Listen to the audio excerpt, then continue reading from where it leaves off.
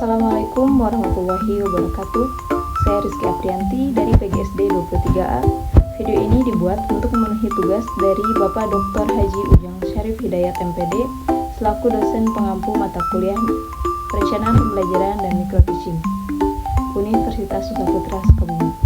Di sini saya akan menampilkan video mengenai keterampilan menjelaskan. Selamat menyaksikan. Assalamualaikum anak-anak. Waalaikumsalam. Apa kabarnya hari ini?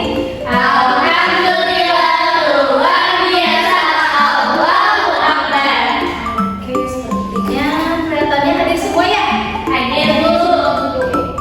Nah, sekarang kan sudah dikasih tahu minggu sebelumnya bahwa kita itu akan belajar mengenai IPA kelas 4, materinya tentang membangun masyarakat yang beradab. Nah, mau dilanjut? Lanjut.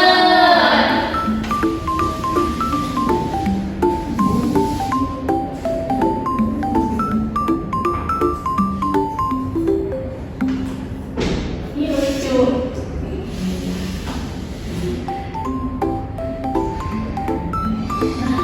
Kita dalam kehidupan sehari-hari itu sering mendengar kata peraturan.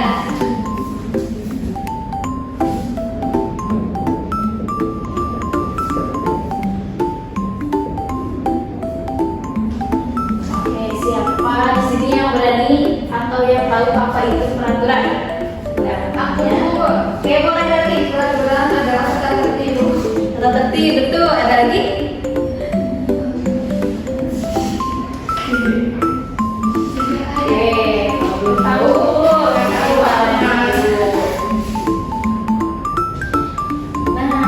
Jadi peraturan itu pedoman kita untuk perilaku di lingkungan sehari-hari. Nah, kalau dilanggar bisa dikenakan sanksi. Betul ya, tadi peraturan itu dibuat untuk menertibkan masyarakat atau bisa disebut dengan tata tertib.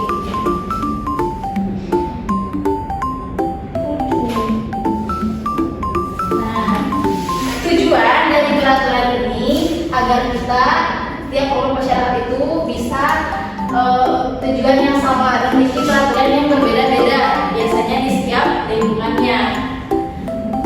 Sebelum lanjut, ada yang tahu gak jenis peraturan itu ada berapa? Oke Putri, jenis peraturan itu ada dua. Yang pertama aturan tertulis, yang kedua aturan tidak tertulis. Betul, tepuk tangan Putri. Nah betul ya, tadi peraturan itu ada dua. Ada yang tertulis dan ada yang tidak tertulis. Kalau tertulis itu bedanya memiliki sanksi yang tegas. Kalau tidak tertulis itu sanksinya tidak setegas dari peraturan yang tertulis. Nah, dijelaskan dulu satu-satu. Peraturan tertulis itu biasanya dibuatnya oleh pemerintah, negara, ataupun pengelola suatu tempat. Nah, peraturan tertulis itu sifatnya memaksa atau mengikat, jadi harus dilaksanakan, harus ditaati. Nah, adapun sanksinya adalah sanksi yang tegas juga. Nah, ini contohnya. Bisa dilihat ya contohnya. Yang pertama ada stop bullying, kemudian dilarang mencontek saat kerja.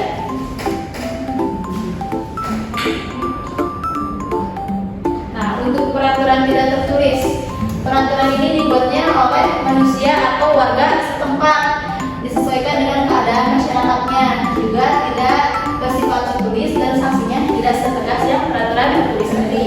Contohnya ada menyapa tetangga, menjenguk teman yang sakit, juga menjaga kesopanan kepada yang lebih tua. Oke, sebelumnya mau nyanyi dulu nggak? Terus Bu. Adanya seperti lagu naik beca, bisa kan? Bisa. Oke, kita mulai.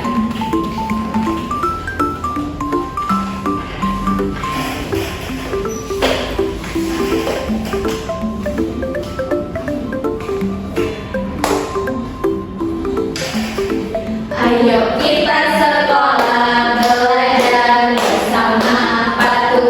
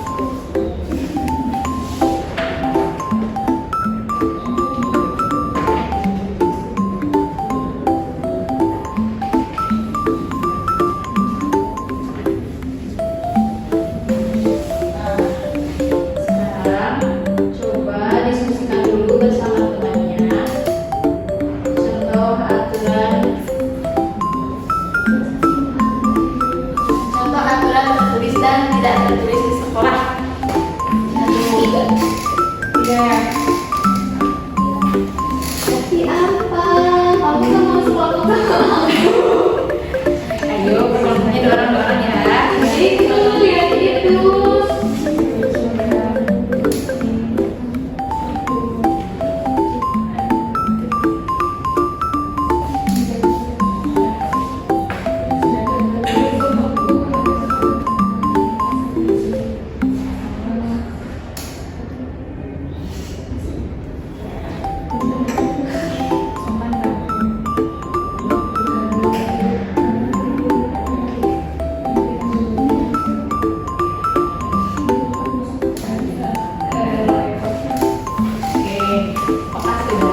Tidak apa-apa kalau tidak ada tiga, sebisanya aja, semampunya kalian saja.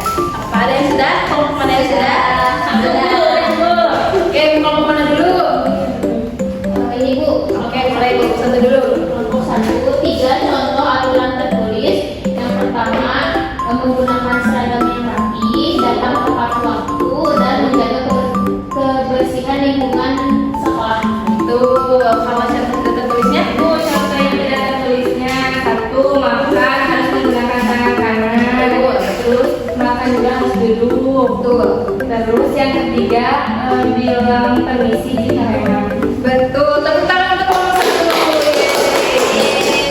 Untuk kelompok dua sudah ada jawabannya.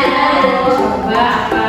Peraturan yang tertulisnya di sekolah itu memakai seragam lengkap, menjaga kebersihan sekolah, dan mengikuti kegiatan sekolah.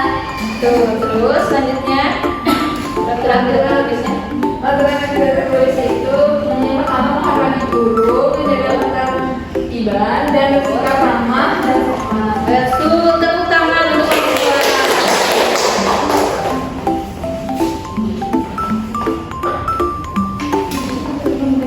Nah, untuk syarat aturan yang baik itu yang pertama harus tujuannya untuk peraturan hidup bersama. Kemudian prinsipnya harus adil, damai, dan untuk kebaikan bersama. Yang ketiga juga dibuat untuk tidak menguntungkan satu pihak saja. Nah, untuk tugasnya ini beri tugas untuk di rumah ya. Nah, tugas di rumahnya kalian membuat poster aturan tertulis di sekolah berdasarkan tadi yang sudah didiskusikan dengan kelompok kalian. Bisa? Bisa. Untuk tugasnya ya minggu depan. Nah, kita itu belajar harus dengan senang hati karena ilmu itu kunci menuju impian. Oke, sekian materi dari Ibu. Sampai bertemu di minggu selanjutnya. Wassalamualaikum